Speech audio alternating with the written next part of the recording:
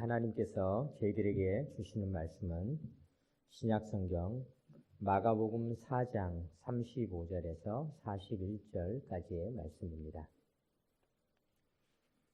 마가복음 4장은 신약성경 59면에 있습니다.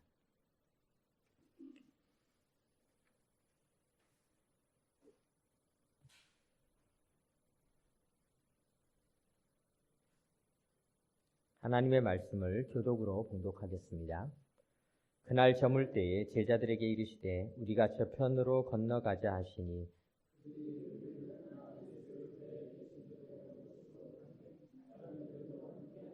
큰 광풍이 일어나며 물결이 배에 부딪혀 들어와 배에 가득하게 되었더라.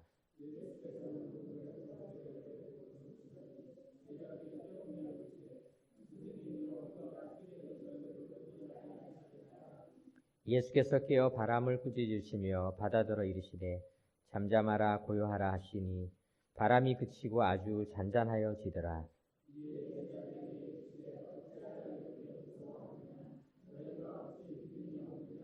다 같이 읽겠습니다. 그들이 심히 두려워하여 서로 말하되 그가 누구이기에 바람과 바다도 순종하는가 하였더라. 아멘.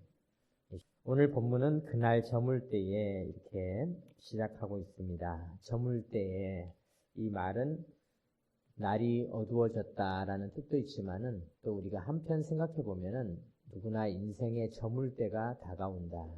이 저물 때라고 하는 것은 위험한 시간을 의미하는 것이죠. 배를 타고 가는 사람이 밤을 맞이했다. 참 무서운 시간입니다. 앞이 보이지가 않습니다.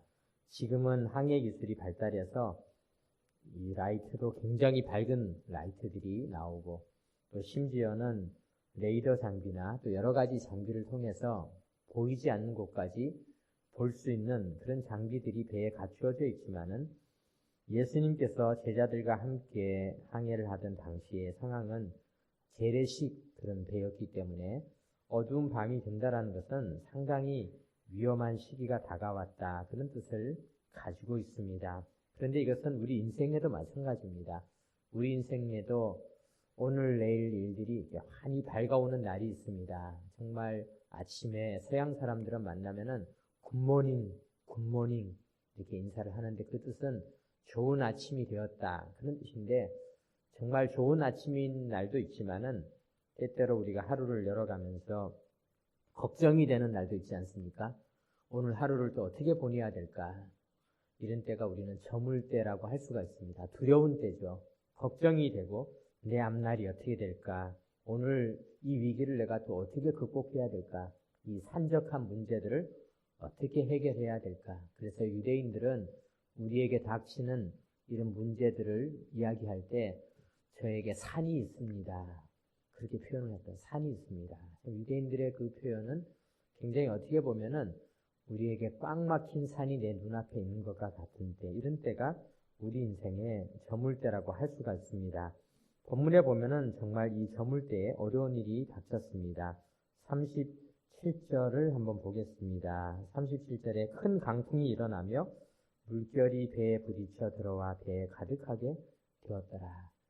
이렇게 어떻게 보면은 큰 광풍이라고 하는 데는 큰 물결이죠. 물결이 일어나서 배에 부딪혔고 뿐만 아니라 물이 가득하게 되었더라. 이 배가 겪게 되는 가장 두려운 상황이 닥치게 된 것입니다. 이제 저마다 물을 퍼내야 될 때가 된 것입니다. 그래서 배를 탄 사람들은 모두가 위기를 만나게 되었습니다. 우리나라 말에도 한 배를 탔다, 그런 말이 있지 않습니까? 신랑 신부가 결혼식을 하면은 이제 주례를 하시는 분이 이제 한 배를 탔습니다. 오늘 요즘은 주례도 없는 결혼식이 참 많아졌어요. 그렇지만은 그러나 결국은 한 배를 탄 것입니다. 이제는 한 배를 탔습니다. 또 요즘에 운동선수들도 누가 감독이 선임이 되면은 무슨 배를 탔다, 홍명보호가 출항했다, 그래서 한 배를 탔다는 것입니다. 공동 운명입니다. 혼자 잘해도 지면은 다 지는 것입니다. 혼자 골을 넣어도 상대방이 골을 더 많이 넣으면은 공격수가 아무리 잘해도 그 게임은 진 것입니다. 한 배를 탔기 때문입니다. 한 배를 탔다. 또 국가를 상징하기도 합니다. 대한민국호, 우리는 어쩌면은 대한민국이라고는 한 배를 탔습니다. 우리가 타고 있는 이 배에 내가 지금은 조금 나은 것 같아도 국가 경제가 어려워지면은 우리는 같이 위기를 맞이하게 되는 것이고, 우리가 다 겪어보지 않았습니까? 자다가 어느 날 신문을 봤는데 뭐 IMF가 왔다고 그래서 난리가 나고 금모으기를 하면서 정말 애를 써야 되는 그런 상황이 있지 않았습니까? 한 배를 탔기 때문에 그렇습니다.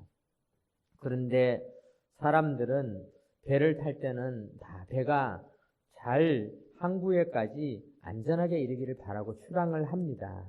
모든 인생들이 그렇죠. 그래서 서울로 올라오신 사람들도 이제는 서울에서 돈 벌고 부자가 되고 사업 잘 되고, 유학을 온 학생들도 공부 잘하고 장학금 받고 상급 학교에 진학하고 큰 인물이 되어서 내려가서 이제는 고향에 가서 정말 추석날에도 야, 누구네 집 누구 왔대더라, 야, 걔가 잘 돼서 왔대더라, 얼굴이 달라졌대더라, 야, 걔가 옷도 달라졌대더라, 이런 이야기를 다 듣고 싶어서 금이 환영하는 것이 모든 배들이 출항할 때 똑같은 마음이지만은, 그러나 모든 배들이 그렇게 기쁜 마음으로 안전하게 돌아가느냐? 그렇지 않다는 것입니다. 모든 인생이 다 성공하느냐? 그렇지 않다는 것이죠. 모든 국가가 다 순탄하게 나가느냐? 그렇지 않다는 것입니다. 모든 가정이 다 행복하게 나아가느냐? 그렇지 않다는 것입니다. 배가 항구를 떠나는 순간부터 비바람과 풍랑과 파도와 싸움들이 시작되는 것입니다. 국가나 가정과 개인의 인생에 거센 풍랑이 다가오고 심지어는 물이 들어와서 위기를 겪는 어려움을 겪게 되는 것입니다. 가정에 물이 들어오면은 아내나 남편이 외부인들의 의견에 휘둘려서 위기를 겪게 되고요. 국가에도 외세의 물결이 그 배에 가득 차게 되면은 나라가 큰 위기를 겪게 되고, 심지어는 그 나라가 역사 속에서 사라지는 비운을 맞이하게 되기도 하는 것입니다. 사랑하는 성도 여러분, 이와 같은 고통의 순간, 저물 때에 배에 물이 차서 위기를 맞이할 때에 오늘 본문은 이런 어려움이 우리에게 너무나 큰 고통이지만은 이 어려움을 해결하는 비결은 정말로 쉽다. 오늘 본문은 정말 우리에게 너무 단순하면서도 확실한 진리를 우리에게 보여주고 있는 것입니다. 우리 38절 말씀을 같이 한번 우리 읽어보겠습니다. 38절. 예수께서는 고물에서 베개를 베고 주무시더니 제자들이 깨우며 이르되 선생님이여 우리가 죽게 된 것을 돌보지 아니하시나이까 하니. 자, 여기서 우리가 이 38절을 보면요, 예수님께서는 배의 뒷부분이죠, 고물, 뭐 이 말이 아픈 선두라는 말도 쓰고 뒤는 선미 이렇게 쓰기도 하지만은 옛날에는 이물과 고물이라고 이야기를 했습니다. 그래서 배의 뒷부분에 베개를 베고 주무시더니 제자들이 예수님을 깨우며 말했습니다. 우리가 죽게 된 것을 돌보지 아니하시나이까. 저는 오늘 우리가 우리 주님을 깨웠다라는 이 말을 우리 마음에 새기기를 바랍니다. 우리의 인생의 풍파가 심한 때에 주님을 깨우시기 바랍니다. 주님이 일어나셔야 됩니다. 주님이 일하셔야 되는 것입니다. 옛날에 코카콜라 사장님이 그렇게 이야기를 했다 그래요. 이 세상에는 두 부류의 사람이 있다. 첫 번째 부류의 사람은 코카콜라를 마시는 사람, 그리고 코카콜라를 안 마시는 사람. 이 세상은 두 종류의 사람이 있다. 이렇게 이야기를 했다고 합니다. 그런데 우리가 오늘 본문을 통해서 우리가 이렇게 이야기할 수 있습니다. 우리의 인생은, 사람은 두 종류의 사람이 있다. 주님을 깨운 사람과 주님을 깨우지 않은 사람으로 나뉘어져 있다. 주님을 깨우시기 바랍니다.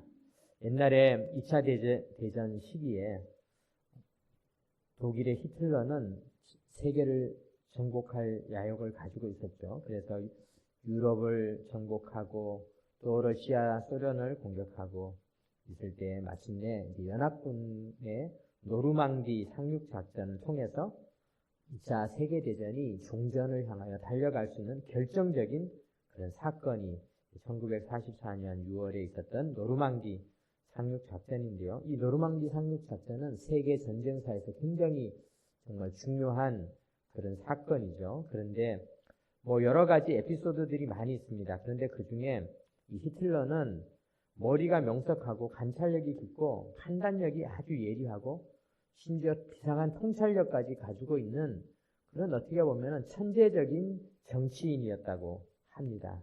그런 히틀러를 어떻게 노르망디 상륙작전으로 패배시킬 수 있었는가?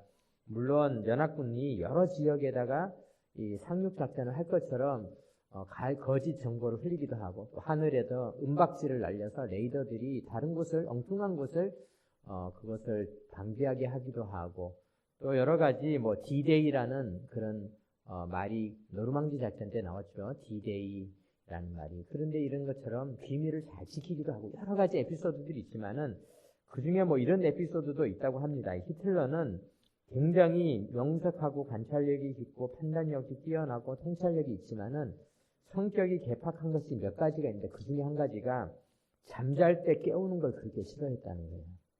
잠잘 때 깨우는 거. 그래서 그날 정말 노르망디 작전이 개시되던 날, 그날 히틀러를 빨리 깨웠더라면은 연합군이 큰 위기에 처할 수도 있었는데, 히틀러를 깨우는 걸 두려워했다는 거예요, 다들. 히틀러가 다른 건 다 좋은데 깨우는 걸 그렇게 싫어했다는 겁니다. 요즘도 우리 부모님들 중에서 애들 깨우는 거 힘든 그런 부모님들 있지 않습니까? 참 애들 깨우는 게 쉬운 일이 아니죠. 그런데 우리가 이렇게 생각해 봅시다. 우리 주님도 그러실까? 주님을 깨우는 것을 주님이 싫어하실까? 주님은 그렇지 않다는 것입니다. 주님은 우리가 깨워주기를 바라고 계신 분이십니다. 나를 깨워라.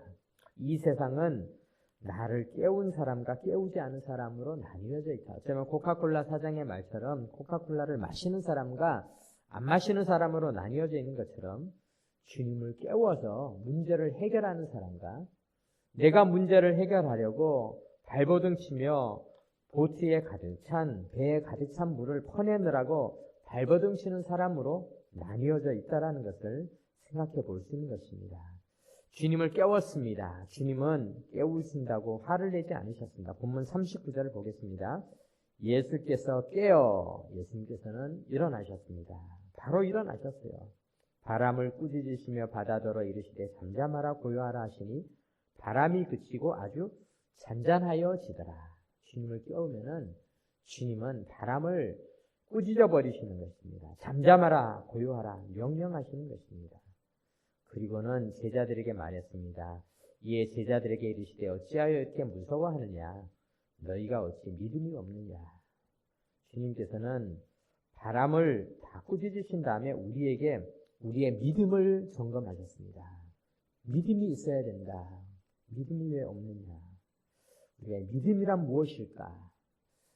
이 믿음을 우리는 이렇게 생각해 볼 수 있습니다. 첫 번째로 믿음은 주님이 타고 계시다는 사실을 믿는 것입니다. 주님이 이 배에 계시다는 사실을 믿는 것이에요. 히브리서 11장 6절에도 그렇게 기록하고 있지 않습니까? 믿음이 없이는 하나님을 기쁘시게 하지 못하나니 하나님께 나아가는 자는 반드시 그가 계신 것과 주님이 계시다. 우리가 타고 있는 이 배에 주님이 주무시고 계시니까 제자들은 사실 베테랑들이었어요. 배 운행을 잘하는 갈릴리 바닷가의 어부들이었죠. 그들은 배에 대해서 너무 잘 아는 자들이었습니다. 우리도 어쩌면은 이제는 나도 웬만큼 내 인생을 살만하다라고 생각할지도 모릅니다. 그런데 주님이 지금 계세요. 다만 아직 우리가 주님을 흔들어 깨우지 않았기 때문에 주님이 일하시게 하는 것이 아니라 내가 일하려고 발버둥 치고 있는 것뿐입니다. 믿음이란 무엇인가? 주님이 타고 계시다는 사실을 믿어야 되는 것입니다. 사랑하는 성도 여러분, 주님이 우리 인생에 함께 계심을 믿으시기 바랍니다. 우리 가정에 계심을 믿으시기 바랍니다. 우리 나라에 계심을 믿으시기 바랍니다. 우리 인생의 항해에 주님이 계시다라는 사실을 인정하는 것이 믿음이라고 할 수 있습니다. 그러면서 믿음의 두 번째는 뭡니까? 그가 자기를 찾는 자들에게 상 주시는 이심을 믿어야 할지니라.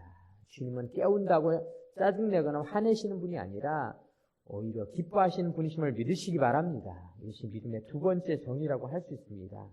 어떤 아이가 아버지와 이제 약속을 했습니다. 애가 공부를 하도 안 하니까 부모님이 아버지가 애한테 얘야 공부 좀 해라.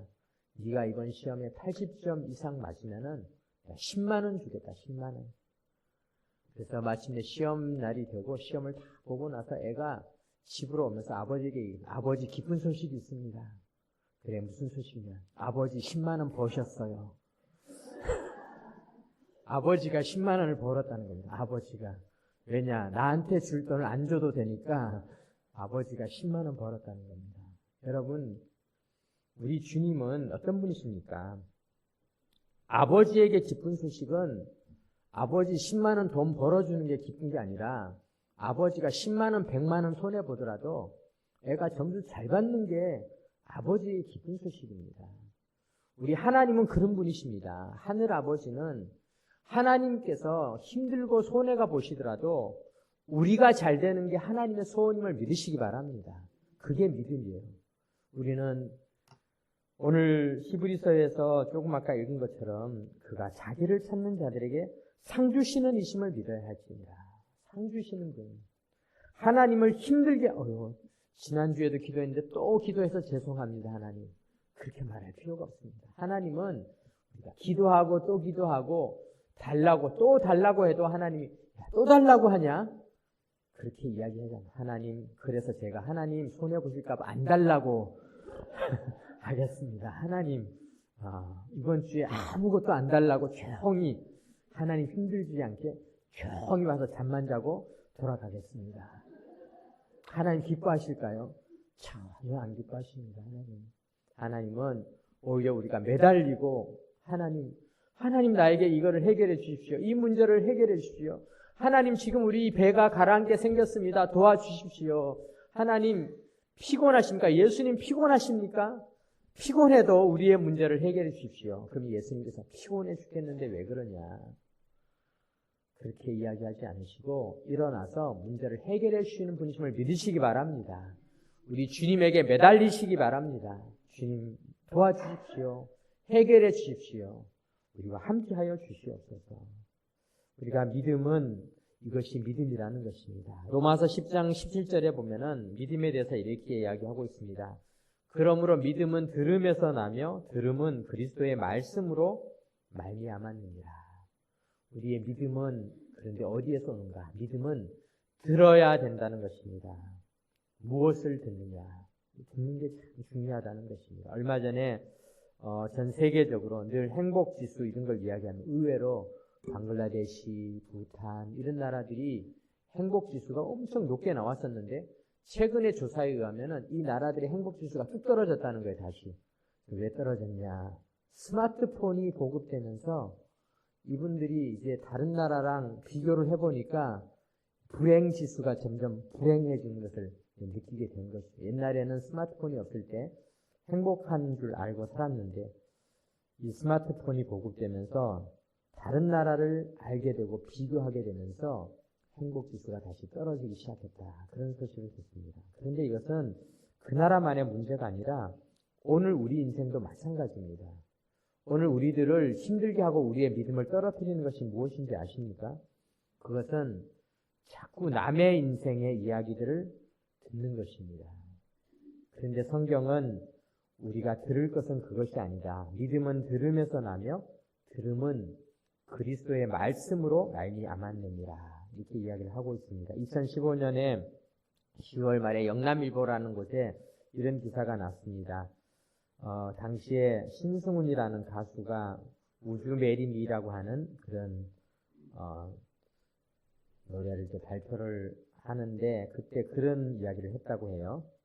자기가 보이지 않는 사랑을 너무 오래 불렀더니 사랑이 나타나지 않더라는 것입니다.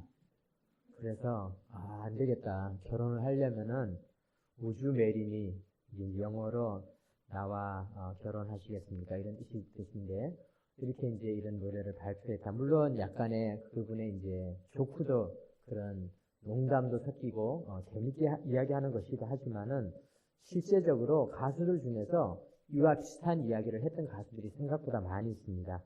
미스터2라고 하는 그룹이 해체가 되었을 때 그 그룹이 그런 이야기를 했다고 그래요. 2집 타이틀곡을 지었을 때 제목이 텅 빈 객석이라는 걸 했는데 정말 1집에서 그렇게 히트를 쳤는데 2집을 부를 때 되니까 이상하게 자꾸 이렇게 김이 빠지고 사람들이 줄어드는 그런 느낌이었다. 그래서 그 다음에 나온 곡이 이제 내가 가야 할 길 이런 곡을 발표하고 난 다음에 그룹이 해체돼서 각자 자기 갈 길을 이렇게 다 가게 되었다. 그런 기사가 있습니다. 또 뭐 이렇게 성공한 사람의 예로는 아이유라고 하는 그런 가수 이야기도 있는데요. 그 아이유가 데뷔곡은 부라고 하는 것을 했는데 주목받지 못했는데 그 다음 해에 좋은 날 이렇게 불렀는데 좋은 날을 부르면서부터 좋은 날이 오기 시작해서 지금까지 이렇게 좋은 날을 맞이하고 있다. 우리가 이제 이런 뭐 가수들의 이야기들, 이런 이야기들 이외에 옛날에 정말 어떤 슬픈 노래만 부르다가 슬픈 삶을 마감했던 가수들의 이야기들도 있지 않습니까? 로마서 10장 17절의 말씀을 우리는 이렇게 생각해 볼 수 있습니다. 그러므로 믿음은 들음에서 나며 들음은 그리스도의 말씀으로 말미암았느니라. 우리가 우리의 믿음을 키우기 위해서는 무엇을 들어야 할까요? 제자들은 무엇을 들었을까요? 제자들이 배에 탔을 때 들었던 소리는 무서운 파도 소리였습니다. 바람 소리, 두려운 소리요. 물이 넘치고 칼칼 흐르는 그런 소리들이었습니다. 이런 소리들을 들으면은 겁이 덜컥 나게 되는 것입니다. 저도 지난주에 교회에서 이렇게 또 설교 준비도 하고 교회 이렇게 일을 이렇게 보고 있는데 갑자기 막 물이 막 넘치는 소리가 들리는 겁니다. 내가 잘못 들었나 하고 봤더니 우리 교회 여자장실 옆에 있는 이제 건물이 새로 집을 지으면서 땅을 잘 파놓았는데 하필이면 그리고 난 다음 비가 옥수같이 쏟아져가지고 수영장이 된 겁니다. 그래서 그 집에서 양수기를 가져다가 물을 퍼내는데 물이 폭포수처럼 쏟아져 나오는 그런 소리를 이렇게 들었습니다. 정말 이 물소리를 듣는다는 게 사람을 두렵게 하는 거구나. 무섭구나.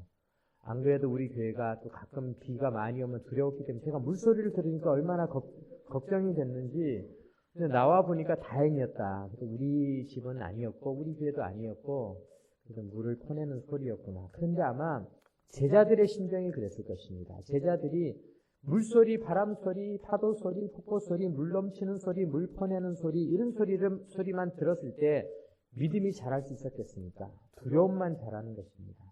그런데 그때 주님의 목소리가 들렸습니다. 바람아, 잠잠하라. 파도야, 잠잠하라. 주님의 소리를 듣는 순간 상황이 바뀌게 되었던 것입니다. 사랑하는 성도 여러분, 우리 인생에 저물 때, 두려울 때가 오면은 우리가 이때 주님의 소리를 들으시기 바랍니다. 믿음이 자라게 되는 것입니다. 주님의 소리를 어떻게 들으면 될까요? 주의 말씀을 읽는 것입니다. 주의 말씀을 들어야 하는 것입니다. 옛 노래를 다 버리고 새 노래를 부를 수 있도록 주님의 소리를 들으시기를 바랍니다. 베드로전서 1장 9절에는 믿음에 대해서 이렇게 이야기하고 있습니다. 믿음의 결국 곧 영혼의 구원을 받으니라. 믿음이란 무엇인가? 믿음에는 믿음의 최종적인 목적지가 있습니다. 우리가 왜 믿음을 가져야 되는가? 이 믿음은 단지 우리의 배를 안전하게 해주는 데 그치는 것이 아닙니다. 물론 우리 배가 운항을 잘하면 좋은 거죠. 제자들의 배가 갈릴리 바다를 잘 가면 좋은 거죠. 그러나 내일 또 운항해야 됩니다. 내일 또 다른 곳으로 가야 되는 것입니다. 믿음의 결국은 그게 아니라는 것입니다. 이것은 작은 것에 불과한 것입니다. 진짜 중요한 것은 뭐냐면은 우리의 인생의 최종적인 항해를 마쳤을 때 그것이죠. 베드로전서 1장 9절은 왜 우리가 믿음을 가져야 되는가 기록하고 있습니다. 우리 베드로전서 1장 9절 같이 한번 혹시 화면에 있으면 띄워주시고 같이 한번 읽어보겠습니다. 믿음의 결국 곧 영혼의 구원을 받음이라. 아멘. 우리가 믿음을 가져야 되는 진짜 중요한 이유는 믿음의 결국이 있는데 그것이 바로 영혼의 구원이라는 것입니다. 그래서 우리는 믿음을 가져야 되는 것입니다. 사랑하는 성도 여러분, 오늘 우리들은 인생의 항해를 살아가면서 두려운 일들을 만나게 됩니다. 저물 때를 만나게 됩니다. 비바람이 칠 때를 만나게 됩니다. 파도가 칠 때를 만나게 됩니다. 물을 퍼내야 할 때가 생기는 것입니다. 어려움이 생기는 것입니다. 성경에도 보면은 요나가 탄 배가 위기를 당했을 때 사람들은 너무 두려워서 각자 자기들의 신을 부르고 나중에는 요나를 바다에 던지기까지 하였던 것을 보게 됩니다. 바울이 탔던 배가 위기를 당했을 때 그들은 배에 있던 옷이며 물건이며 그들이 무역을 하기 위해서 가져온 그 많은 물건들까지 바다에 다 던져버렸지만은 그 위기를 쉽게 여겨낼 수 없었습니다. 이런 일들은 우리 인생에서 많이 겪게 되는데 우리가 그러나 정말 우리가 이 인생에서 중요한 것은 믿음을 가지는 것입니다. 그런데 하나님은 우리에게 사실 다 믿음을 주셨습니다. 우리가 그 믿음을 잘 보지 못할 따름인 것이죠. 왜냐하면 때때로 믿음이 겨자씨같이 작기 때문에 우리가 잘 보지 못하는데요. 우리 로마서 12장 3절 말씀 우리가 마지막으로 살펴보면서 우리가 이제 말씀을 마무리 짓겠습니다. 로마서 12장 3절에 보면은 이렇게 기록되어 있습니다. 내게 주신 은혜로 말미암아 너희 각 사람에게 말하노니 마땅히 생각할 그 이상의 생각을 품지 말고 오직 하나님께서 각 사람에게 나누어 주신 믿음의 분량대로 지혜롭게 생각하라. 믿음의 분량을 하나님은 우리에게 각 사람에게 사실은 주셨어요. 우리에게 사실 믿음이 다 있어요. 나는 믿음이 없습니다. 이렇게 이야기하실 필요가 없습니다. 우리에게 하나님은 나누어 주신 믿음이 다 있습니다. 물론 그 분량에 차이가 좀 있을 뿐이죠. 너무 작아서 잘 보이지 않을 수도 있지만은 우리 하나님은 우리에게 믿음을 다 주셨다는 사실을 믿으시기 바랍니다. 우리 하나님 주신 이 믿음을 가지고 먼저 우리가 우리 인생의 항해에서 주님을 깨우시기 바랍니다. 주님 일어나 주십시오. 주님 일어나 주십시오. 주님은 우리가 깨울 때 절대 싫어하지 않으십니다. 주님 지금 우리 가정이 이렇게 어렵습니다. 도와주십시오. 주님을 먼저 찾으시기 바랍니다. 주님을 찾아야 되는 것입니다. 가정에 어려움이 있을 때 사람들은 주님을 먼저 찾기보다도 친구들한테 가서 이런 어려움 저런 어려움을 많이 얘기하지만요.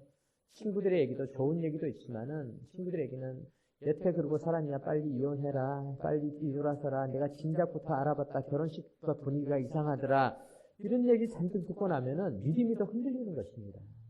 주님의 말씀을 들어야 되는 것입니다. 주님 우리가 이 문제를 어떻게 해결해야 됩니까? 주님의 음성을 들으시기 바랍니다.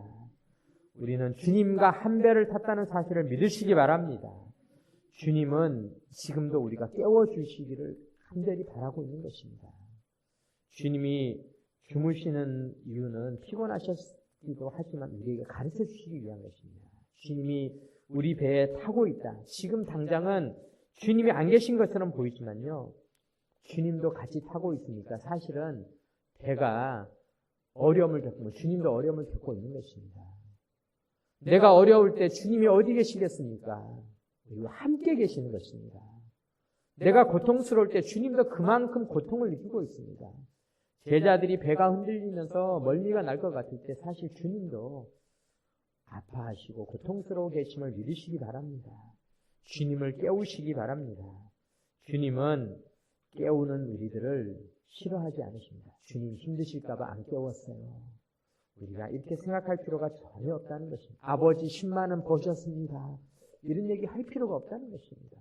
우리 주님을 힘들게 하시더라도 우리 주님이 두려워하지 않으시고 힘들어하지 않으시고 우리에게 상 주시는 분이심을 믿으시기 바랍니다.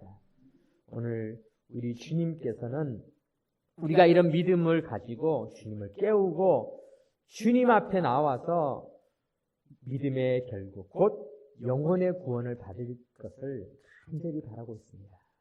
오늘도 우리 주님 앞에 나온 우리 모두가 주님이 주시는 이 축복을 누리고 주님을 깨우고 승리하는 삶이 되시기를 주님의 이름으로 축원합니다. 아멘. 기도드리겠습니다. 하나님 아버지 감사드립니다.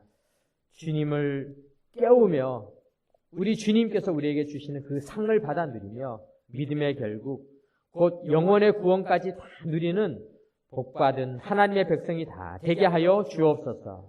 지금도 인생의 어려움을 겪고 있는 성도들의 어려움들을 하나님께서 기억하시고 새롭게 하여 주시고 풍랑을 잠잠케 하셨던 그 하나님의 음성을 우리가 듣게 하여 주옵소서. 바람소리 물소리로 두려워하는 것이 아니라 풍랑아 잠잠하라 바람아 잠잠하라 하는 주의 음성을 듣고 승리하게 하여 주옵소서. 우리 주 예수 그리스도의 이름으로 기도드립니다.